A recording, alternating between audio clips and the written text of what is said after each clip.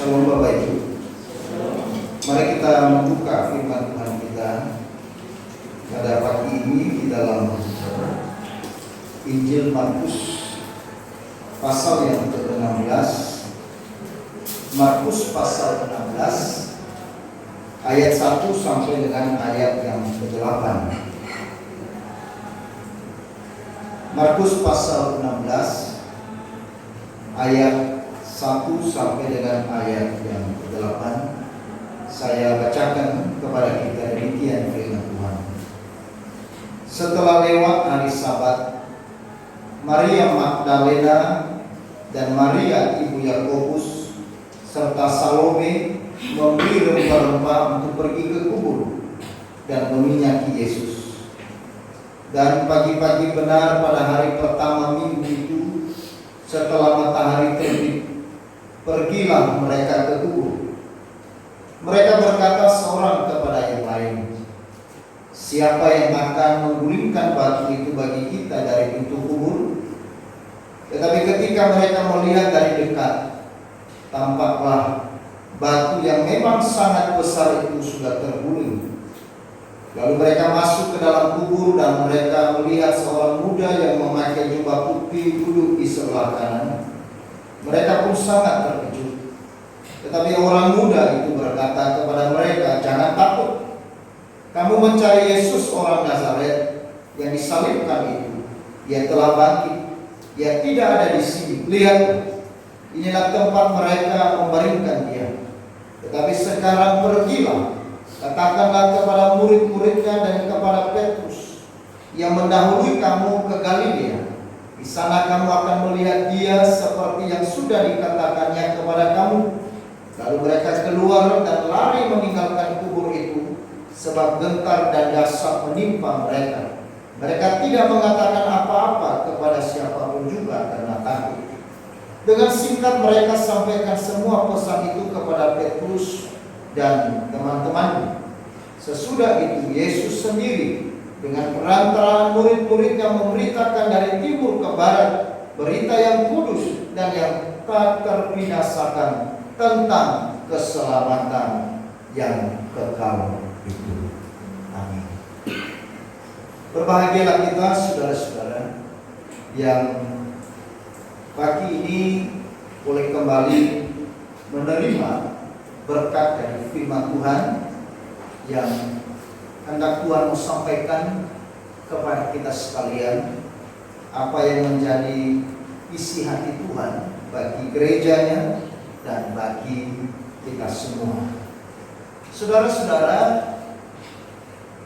sejak Yesus ditangkap dan mati di atas kayu salib, bagaimana keadaan para murid-muridnya dan para perempuan yang mengikutinya selama ini? Paling tidak saudara-saudara, saya simpulkan keadaan mereka sejak saat itu ada 4 jenis. Yang pertama saudara-saudara, mereka larut dalam kesedihan.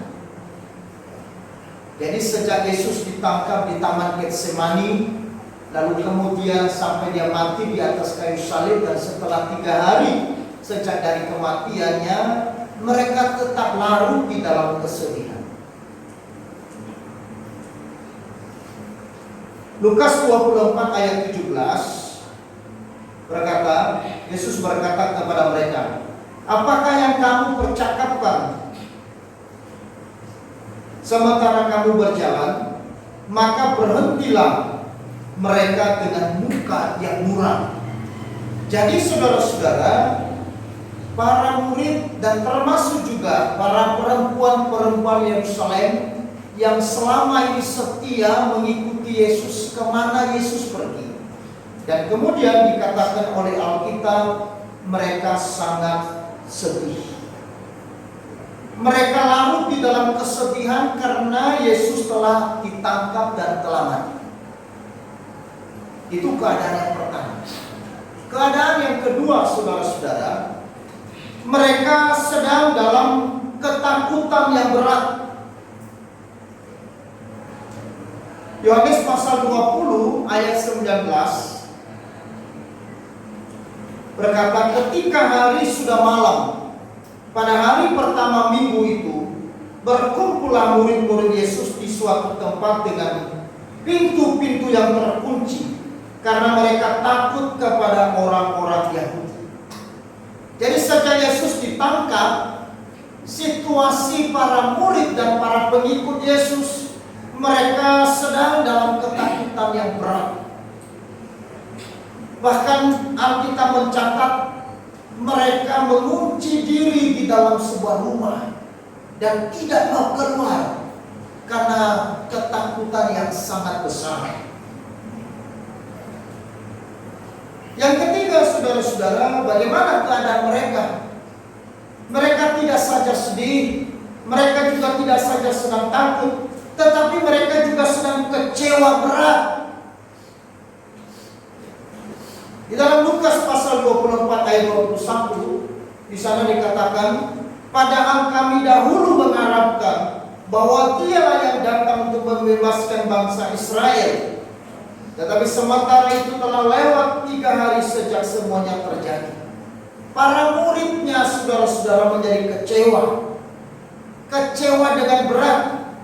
Karena mereka dahulu mengharapkan bahwa Yesus datang untuk mendirikan kerajaannya di bumi. Mereka mengira sebelumnya bahwa Yesus yang adalah Mesias yang telah datang di tengah-tengah mereka, lalu kemudian Yesus akan membangun kerajaan Israel sebagai kerajaan yang besar, kerajaan yang membebaskan mereka dari kemiskinan, dari penjajahan, dan dari hal-hal yang lain. Tetapi nyatanya Yesus yang mereka harapkan sebagai pembebas mereka, Yesus yang mereka harapkan sebelumnya sebagai penolong mereka, Yesus yang mereka harapkan dan impikan sebagai raja yang besar, yang membebaskan Romawi dari Israel yang sedang menjajah, ternyata tidak berdaya. Ternyata Yesus yang mereka kira, Yesus yang kuat, Yesus yang hebat, dan yang telah melakukan mukjizat dengan mukjizat yang dilakukan, tetapi ternyata dia tidak bisa melepaskan dirinya dari atas kayu salib. Mereka menjadi kecewa berat. Kenapa mereka menjadi kecewa berat, saudara-saudara? Karena mereka mengharapkan kerajaan Yesus secara dunia. Mereka mengharapkan kerajaan yang dibangun oleh Yesus adalah kerajaan yang dilihat oleh mata. Kerajaan yang memberikan mereka kejayaan, kemakmuran, kesenangan secara dunia. Maka waktu Yesus ditangkap dan kemudian akhirnya mati di atas kayu salib, mereka sangat kecewa berat. Mungkin saja mereka berpikir di dalam kekecewaan mereka, sia-sialah 3,5 tahun kita bersama dengan Yesus. Mungkin juga Petrus akan berkata, sia-sia aku meninggalkan perahu, meninggalkan jalanku. Coba sekiranya 3,5 tahun aku menekuni profesiku sebagai seorang nelayan, mungkin aku sudah mendapatkan hasil yang lebih baik dari sekarang. Kita sudah meninggalkan semua pekerjaan kita, tetapi hasilnya menjadi sia-sia. Hasilnya menjadi tidak ada. Bahkan yang ada sekarang kita dikejar. Bahkan mungkin kita akan sebentar akan dibunuh oleh orang Yahudi. Itu yang kemudian dalam 3 hari itu terus di dalam pikiran mereka penuh dengan kekecewaan. Ternyata Yesus tidak seperti yang kita pikirkan. Ternyata Yesus yang bisa membangkitkan orang yang mati dari kubur, ternyata sekarang tidak bisa berbuat apa-apa. Yesus yang dulu memberikan 5.000 orang makan hanya dengan berdoa, sekarang tidak berdaya. Mati di atas kayu salib. Saudara-saudaraku yang kekasih dalam Tuhan, murid-muridnya larut dalam kesedihan, murid-muridnya dan para pengikutnya sedang dalam ketakutan yang berat, dan mereka sedang di dalam kekecewaan yang berat, sebenarnya karena mereka tidak percaya bahwa Kristus akan bangkit. Para murid Yesus dan juga para pengikutnya, termasuk para perempuan-perempuan yang menengok kubur Yesus waktu itu, mereka tidak percaya kepada berita kebangkitan Kristus, sekalipun sebelumnya sudah diberitakan Yesus sendiri kepada mereka. Dan ratusan tahun bahkan ribuan tahun sebelumnya, di dalam kitab para nabi juga telah mencatat dan menyampaikan bahwa Mesias yang mati pada hari yang ketiga akan bangkit. Tetapi para murid dan para perempuan-perempuan itu pun mereka juga tidak percaya. Makanya di dalam Lukas pasal 24 ayat 25, ketika Yesus menampakkan diri kepada mereka di perjalanan di Emmaus, Yesus berkata kepada mereka, "Hai kamu orang bodoh, betapa lambannya hatimu, sehingga kamu tidak percaya segala sesuatu yang telah dikatakan para nabi." Karena tidak ada iman, karena ketidakpercayaan mereka kepada kebangkitan Kristus, mengakibatkan kesedihan menguasai hati mereka.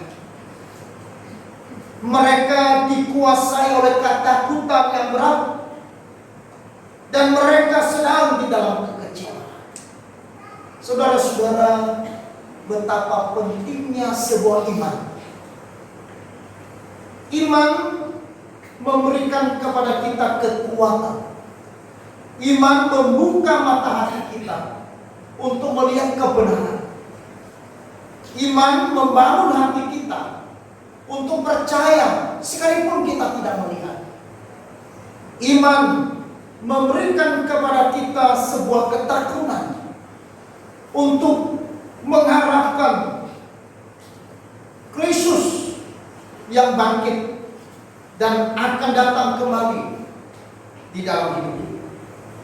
Tetapi para murid waktu itu, sejak Yesus ditangkap dan mati di atas kayu salib, mereka kehilangan iman percaya. Itulah sebabnya kesedihan begitu mudah menguasai mereka. Ketakutan yang terlalu besar itu menghimpit mereka. Kekecewaan dan putus asa menguasai hati mereka, sehingga mereka tidak bisa bangun. Mereka tidak bisa membangkit, apalagi menyambut satu berita kemenangan yang besar. Mereka tidak bisa lagi menyambut Yesus yang bangkit dari antara orang mati. Itulah sebabnya saudara-saudara, para perempuan yang pergi ke kubur Yesus waktu pagi minggu itu, mereka datang bukan karena mereka percaya, bukan juga karena mereka hendak menyambut akan kebangkitan Yesus yang pernah mereka dengar dari Yesus sendiri. Tetapi saudara-saudara, 3 wanita yang datang menengok kubur Yesus waktu itu, mereka datang ke kubur Yesus hanya sekedar datang mengobati rasa kangen mereka kepada sosok yang mereka banggakan selama ini. Mereka datang mengungkapkan rasa kehilangan mereka terhadap orang yang mereka sayangi selama ini. Mereka datang ke kubur sebagai bentuk solidaritas mereka, sebagai pengikut yang setia selama ini kepada Yesus. Para wanita Yerusalem datang ke kubur Yesus tidak datang dengan hati yang bersukacita karena adanya kemenangan, karena Yesus telah bangkit dari antara orang mati. Tetapi mereka hanya sekedar ingin merempah-rempahi mayat Yesus. Karena waktu Yesus ditangkap Mereka tidak sempat meminyaki Yesus dengan mulu, karena sudah keburu dengan hari Sabat. Karena aturan di hari Sabat makan kalau sudah masuk ke jam 6, maka mereka tidak boleh melakukan hal apapun. Itulah sebabnya para perempuan-perempuan itu di dalam kekecewaan mereka, di dalam kesedihan mereka yang begitu dalam, mereka mencoba datang ke kubur Yesus. Apalagi mungkin mereka berpikir situasi sudah mulai lebih tenang. Orang-orang Yahudi mungkin sudah kembali ke rumah mereka, dan mungkin sudah tidak lagi seperti waktu mereka Yesus ditangkap. Karena mereka berpikir Yesus sudah mati dan telah dikubur. Maka ini kesempatan bagi kita untuk datang merempah-rempahi dan meminyaki tubuh Yesus sebagai bentuk dari penyesalan mereka, karena mereka tidak punya kesempatan waktu itu untuk meminyaki Yesus. Saudara-saudara yang dikasihi oleh Tuhan, dan kemudian setelah mereka masuk ke dalam kubur, mereka melihat seorang muda yang memakai jubah putih dan berkata kepada mereka, "Jangan takut, kamu mencari Yesus orang Nazaret yang disalibkan itu. Ia telah bangkit. Ia tidak ada di sini." Malaikat mengatakan kepada mereka, "Ia telah bangkit. Ia tidak ada di sini." Malaikat ini, saudara-saudara, menegaskan hal itu kepada wanita-wanita yang datang merempah Yesus.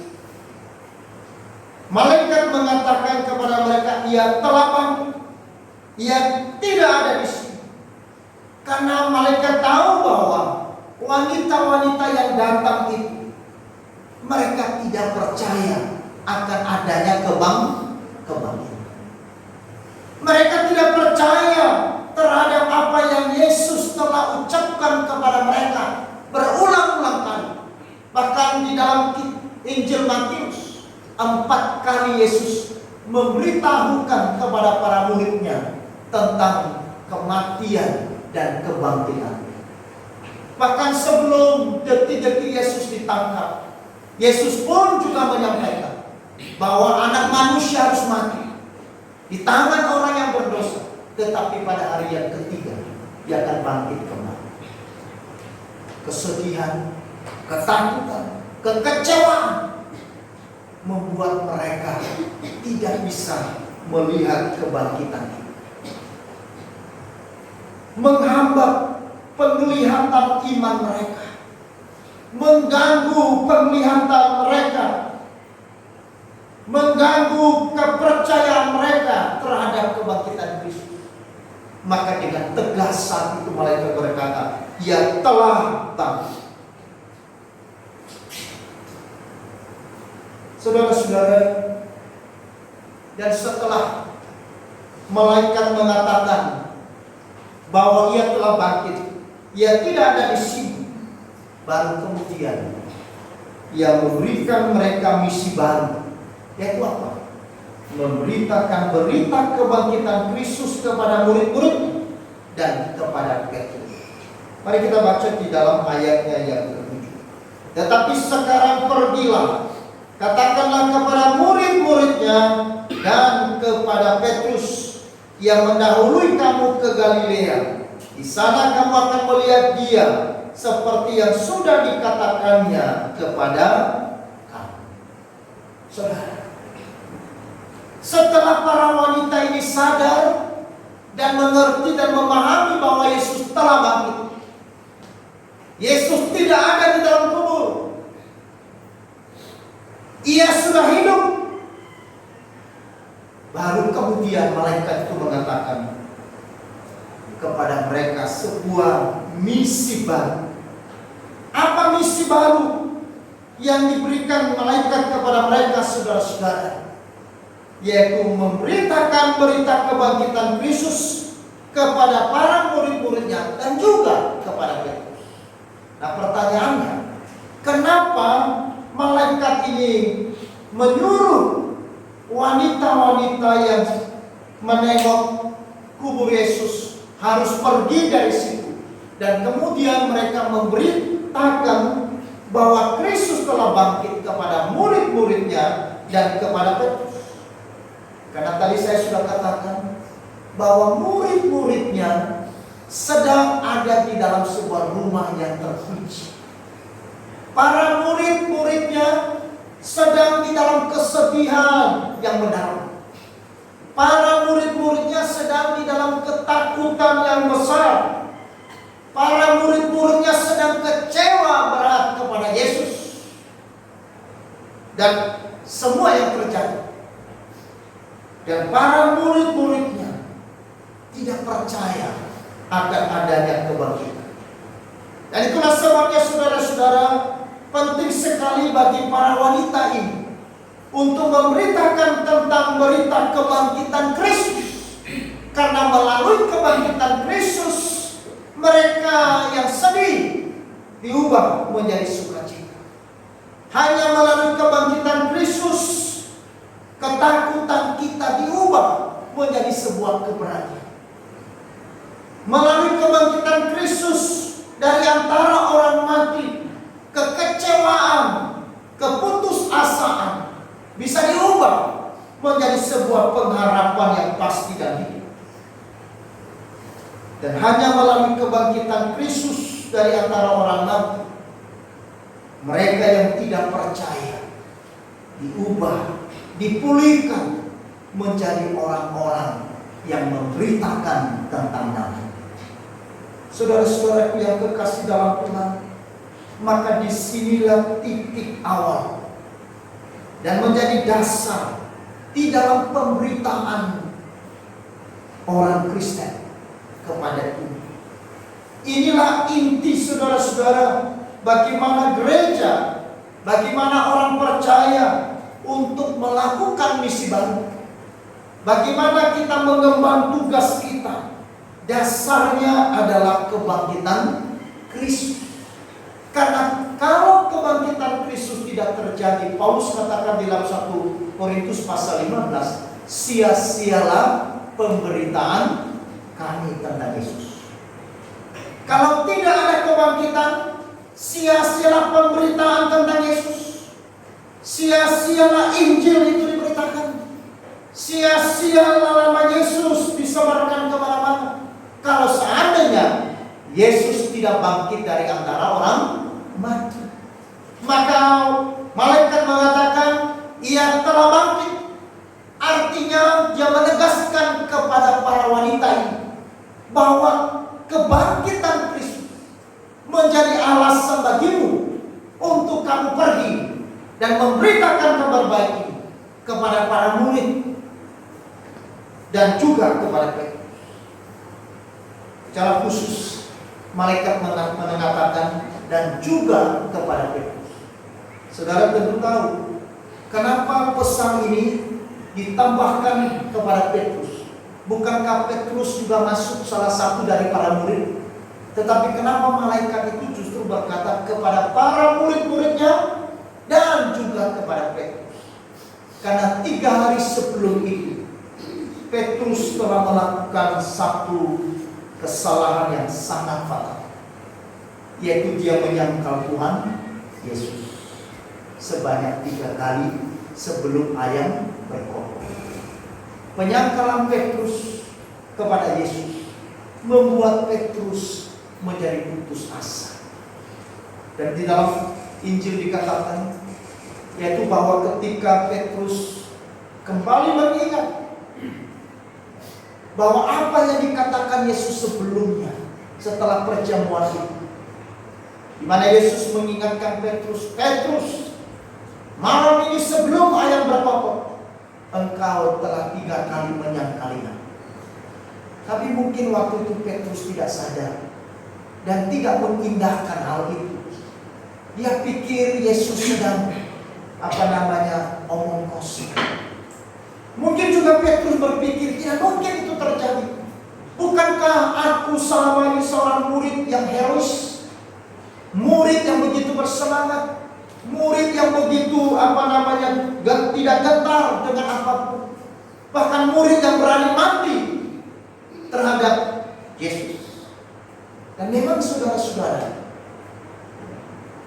Petrus setelah Yesus ditangkap di taman Getsemani, Petrus selalu beserta dengan Yesus. Dia selalu mengikut Yesus. Dan pada saat Yudas bersama dengan pasukan yang hendak menangkap Yesus, dan pada saat itu saudara-saudara, keberanian daripada seorang Petrus, dia mengambil pedang, dia potong itu telinga Malkus. Dan Yesus berkata, "Hai kamu iblis." Saudara, karena waktu itu Petrus berpikir, ini peperangan kerajaan dunia. Untuk mencapai kemenangan maka harus melalui pedang, seperti yang dilakukan oleh Romawi, seperti yang dilakukan oleh kerajaan-kerajaan selama ini. Kemenangan diraih melalui peperangan secara fisik. Maka itu sebabnya Petrus yang membawa pedang langsung dia potong telinga Malkus. Tetapi waktu itu Yesus justru mengambil telinga yang sudah terputus, dia pasang kembali. Saya tidak tahu perasaan seperti apa Petrus waktu itu. Apa mungkin dia juga jengkel? Ini guru saya kok bisa begini? Kok telinga yang sudah putus dipasang lagi? Harusnya biarin dong, kalau bisa dipotong lagi. Tapi Yesus tegur dia keras. "Hai kamu!" Saudara, saat itu Petrus dengan kekuatan manusianya, dia terus mengikut Yesus. Waktu Yesus dibawa ke Kayafas, dia selalu ada. Dibawa ke Herodes, dia selalu menemani. Dan kemudian dibawa ke Pilatus, dia selalu. Dan malam itu dia diseret kemana-mana.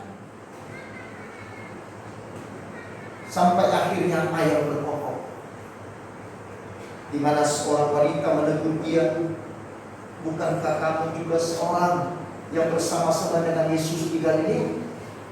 Dan Petrus mengatakan, "Aku tidak mengenal dia." Waktu dia mengatakan yang ketiga kali penyangkalan itu, Petrus melihat Yesus di dalam, dan Yesus melihat dia. Yesus menatap dia. Tatapan Yesus dengan tatapan Petrus bertemu.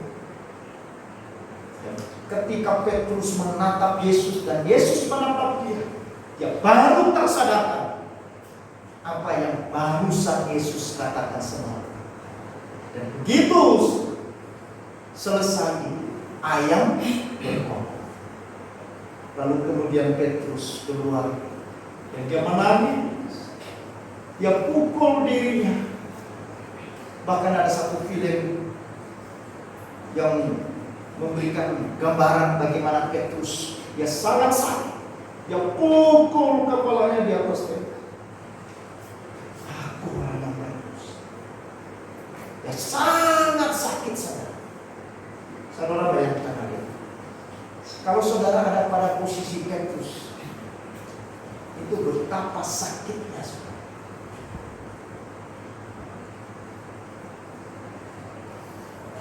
Maka Petrus nangis. 3 hari 3 malam saudara Petrus menangis. Dia sedih sekali. Dia gundah gulana.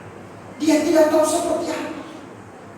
Dia merasa dirinya sudah tidak layak. Dia merasa dirinya murid yang paling jahat. Dia merasa dirinya murid yang harusnya dibinasakan. Selama ini, walaupun 3,5 tahun, dia kalau boleh dikatakan murid, juru bicara dari para murid. Murid yang paling banyak bicara. Murid yang sangat vokal. Murid yang sangat berani. Tetapi saat itu dia merasa dirinya bukan siapa-siapa. Dia betul-betul putus asa. Bahkan saudara, nanti kita lihat di dalam Yohanes pasal 20, di dalam keputusasaan daripada Petrus yang hendak mengajak murid-murid yang lain kembali untuk menjadi apa? Nelayan. Kembali kepada kehidupan yang lama. Karena dia merasa dirinya tidak lagi murid. Dia merasa dirinya tidak lagi pantas untuk menjadi seorang murid. Dia merasa dirinya sudah tidak lagi layak untuk melayani Tuhan. Dia sudah merasa dirinya tidak layak untuk disebut, dipanggil sebagai seorang murid. Maka dia mulai berpikir ke kehidupan yang lama. Mungkin aku lebih baik menjadi pribadi yang lama. Aku kembali kepada kehidupanku yang lama. Seperti waktu aku belum mengenal Yesus. Tetapi Tuhan begitu sayang kepada Petrus. Pada saat dia melakukan niatnya untuk kembali kepada profesinya semula menjadi seorang nelayan, di sana Tuhan menampakkan dirinya kepada. Persis seperti waktu Yesus memanggil. Waktu itu Petrus dan kawan-kawannya menang, pergi menjalankan, tetapi mereka tidak mendapatkan apa. Lalu kemudian Yesus menampakkan diri dan mengatakan, tebarkanlah. Lalu mereka menangkap sejuta. Dan disitulah Petrus sadar. Lalu setelah itu mereka makan di tepi pantai. Lalu disitulah Petrus menikmati kasih dari Tuhan. Yesus menerima dia apa adanya. Yesus mengasihi dia sekalipun dia telah menyangkal. Karena dia tahu perasaan dari hati Petrus. Itulah sebabnya malaikat itu berkata kepada perempuan itu secara khusus, sampaikan ini kepada murid dan jangan lupa kepada Petrus yang sedang dalam kesulitan. Jangan lupa sampaikan pesan ini kepada Petrus bahwa Yesus yang telah engkau sangkal, yang telah engkau khianati, telah bangkit. Jangan kamu kecewa. Jangan kamu sedih. Jangan kamu lagi takut. Sekarang kamu harus bangkit. Karena ada misi baru yang kamu harus kerjakan.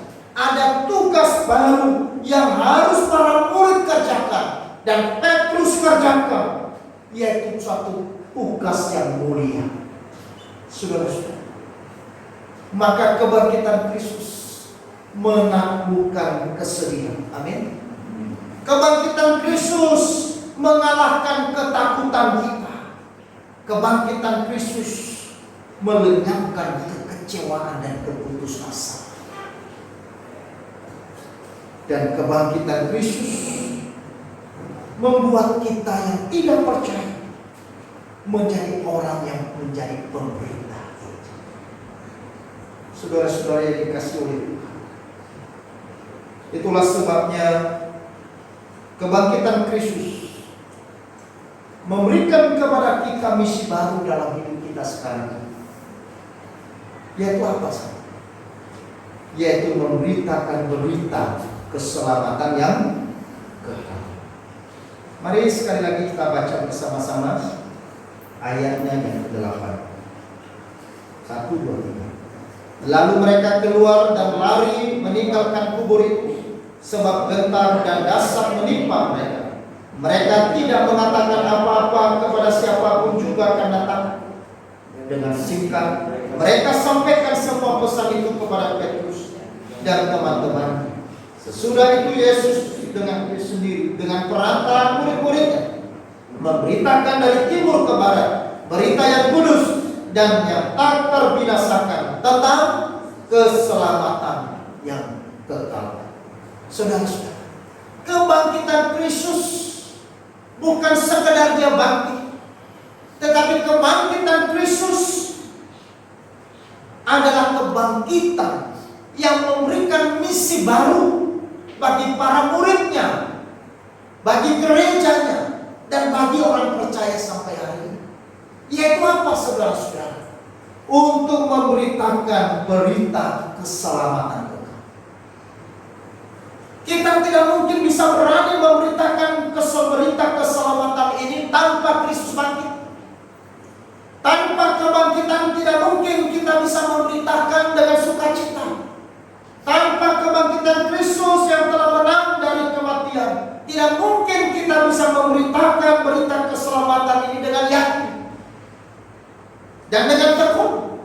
Tetapi melalui kebangkitan Kristus dari antara orang mati, maka para murid mereka dengan sukacita memberitakan berita keselamatan ini.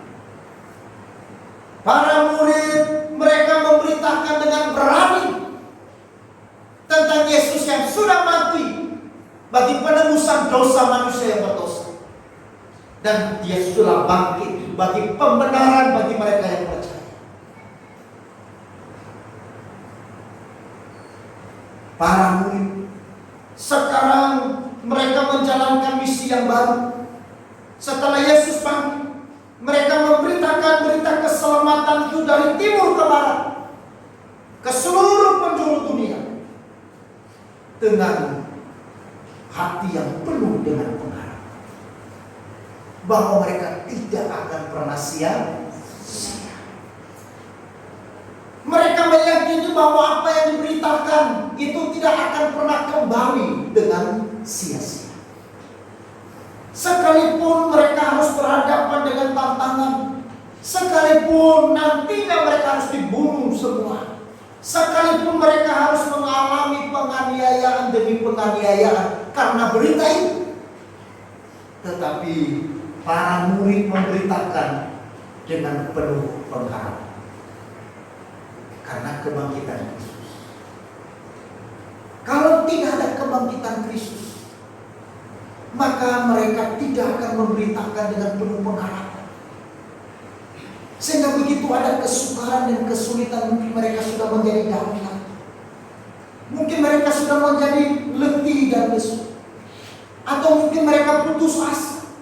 Tetapi kebangkitan Kristus membuat mereka menjadi pemberita yang penuh pengharapan. Dan pengharapan itulah yang membuat mereka tekun untuk memberitakannya, untuk menjalankan misi itu, untuk menghidupi misi itu di dalam kehidupannya sampai titik darah penghabisan. Para murid memberitakan tentang berita keselamatan yang kekal dengan sebuah keyakinan yang kokoh bahwa hanya di dalam dan melalui Yesus keselamatan ada bagi manusia. Amin. Saudara-saudara, makanya waktu Petrus setelah dia mengenal kebangkitan Kristus, kita lihat di dalam Kisah Para Rasul, lalu dia berkhotbah kepada 3.000 orang yang mendengar dia waktu.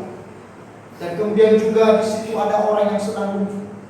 Lalu kemudian Petrus dia berteriak dan berkata, emas dan perak tidak ada padaku, tetapi apa yang aku punyai di dalam Kristus yang sudah mati bagi dosa manusia, dan Kristus yang sudah bangkit dari antara orang mati, aku beritakan kepada saudara-saudara. Ini sebuah pemberitaan yang penuh dengan keyakinan itu, keyakinan yang pasti bahwanya di dalam Yesus ada keselamatan. Makanya di dalam Kisah Para Rasul pasal 4 ayat 12 dikatakan, di bawah kolong langit ini tidak ada nama lain yang dapat diberikan kepada manusia selain di dalam Yesus. Tidak ada keselamatan di bawah kolong langit selain di dalam Yesus. Saudara-saudara, kalau saudara memberitakan berita keselamatan, tetapi engkau tidak punya keyakinan yang kokoh dan pasti bahwa hanya melalui Yesus, maka engkau tidak bisa memberitakan dengan baik. Bagaimana engkau bisa memberitakan dengan baik? Bagaimana engkau memberitakan dengan terang? Bagaimana engkau memberitakan dengan sukacita dan kasih? Kalau sekiranya engkau berpikir mungkin ada keselamatan di tempat yang lain, mungkin ada keselamatan bagi orang yang lain, mungkin di tempat yang lain ada keselamatan yang bisa manusia dapatkan, Dan itu yang membuat saudara-saudara banyak orang Kristen di zaman pluralisme ini kemudian mereka menjadi diam memberitakan Injil. Karena mereka berpikir toh juga di sana ada keselamatan. Toh juga di situ ada keselamatan. Ya sudahlah. Ya. Kita menengahi. Kita diam. Tak usah berdoa untuk keselamatan orang lain. Saudara-saudara. Maka pentingnya sekali. Malaikat mengatakan, "Ya telah bangkit, ya tidak ada di sini." Supaya para murid yang hendak melaksanakan misi baru, memberitakan berita keselamatan itu, mereka memberitakannya dengan keyakinan yang kokoh dan pasti. Mereka memberitakan dengan sukacita, mereka memberitakan dengan kasih, mereka memberitakan dengan penuh pengharapan bahwa apa yang mereka lakukan tidak akan pernah sia-sia. Karena yang mereka beritakan bukan Yesus yang mati, tetapi Yesus yang telah bangkit dari antara orang. Amin. Saudara-saudara yang dikasihi oleh Tuhan, itulah sebabnya saudara-saudara kita terpanggil sebagai orang percaya, sebagai gereja Tuhan, untuk menjadi kapal penyelamatan bagi manusia. Gereja ada untuk menjadi kapal bagi penyelamatan bagi manusia yang hendak binasa, bagi manusia yang sedang dalam kesedihan, bagi manusia yang sedang dalam ketakutan yang berat, bagi manusia yang sedang kecewa berat, bagi manusia yang tidak tahu hendak kemana dan tujuan seperti apa dalam hidupnya. Maka gereja terpanggil menjadi kapal besar, kapal penyelamat. Orang-orang Kristen terpanggil untuk menjadi kapal penyelamatan bagi manusia-manusia yang sedang di dalam kesedihan, di dalam ketakutan, di dalam kekecewaan, di dalam keputusasaan, dan bagi mereka yang tidak percaya. Saudara-saudara yang dikasihi oleh Tuhan, apakah kita sudah menjadi kapal penyelamatan? Apakah kita hanya menjadi kapal penyelamatan bagi diri sendiri? Apakah kita sudah menjadi gereja yang bermisi? Gereja yang merindukan untuk jiwa-jiwa orang lain. Apakah kita telah menjadi saksi pemberitaan terhadap kebangkitan Kristus seperti yang dilakukan oleh 3 wanita yang telah menengok kubur Yesus? Waktu malaikat mengatakan dia telah bangkit dan dia tidak ada di sini, lalu para wanita itu, saudara, mereka tidak berdalih, mereka tidak berargumen, mereka tidak berdialog, mereka tidak bicara panjang, tetapi mereka bersegera pergi dengan hati yang pasti. Mereka mulai bersaksi, Yesus telah bangkit, Yesus telah hidup. Saudara-saudara, kalau Yesus telah bangkit, itu artinya kesedihan kita telah ditaklukkan. Amin. Kalau Yesus telah bangkit dan hidup, ketakutan kita telah ditaklukkan. Saudara-saudara, maka itu sebabnya kita perlu memberitakan hal ini. Kita perlu memberitakan kebangkitan Kristus. Kita terus mempercakapkan kebangkitan Kristus yang hidup, yang sudah mati dan sudah bangkit. Karena hanya melalui itu, saudara-saudara, kita bisa menang terhadap kesedihan kita, terhadap ketakutan kita, terhadap kekecewaan dan ketidakpercayaan kita. Dan melalui itu juga orang-orang yang lain diselamatkan bersama dengan saudara. Itulah misi baru. Lalu bagaimana kita melakukannya? Apakah itu berarti bahwa kita bebas dari tantangan? Tentu tidak. Apakah itu berarti kita bebas dari semua kesulitan ataupun penganiayaan? Tentu tidak. Semuanya itu tetap berjalan. Tetapi saudara-saudara kita tidak perlu takut. Seperti malaikat itu berkata kepada perempuan itu, jangan takut. Yesus teman-teman, kebangkitan Kristus yang membuat kita berani untuk berjalan di dalam iman kita dengan setia, dengan penuh pengharapan, sambil kita mengerjakan apa yang menjadi misi kita, tugas kita sebagai orang percaya,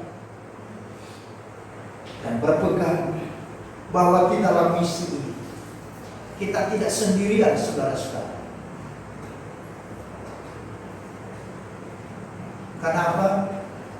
Karena Yesus berkata, aku menyertaimu senantiasa sampai akhir. Tadi ada lagu itu, aku menyertai sampai. Sebarkan Injil, beritakan kebangkitan Kristus, saksikan sebuah pengharapan kepada dunia yang tidak ada pengharapan. Hiduplah di dalam sukacita meskipun dalam pergumulan. Hiduplah di dalam kekuatan, di dalam pengharapan, sekalipun kita tidak melihat seperti apa pertolongan Tuhan pada akhir.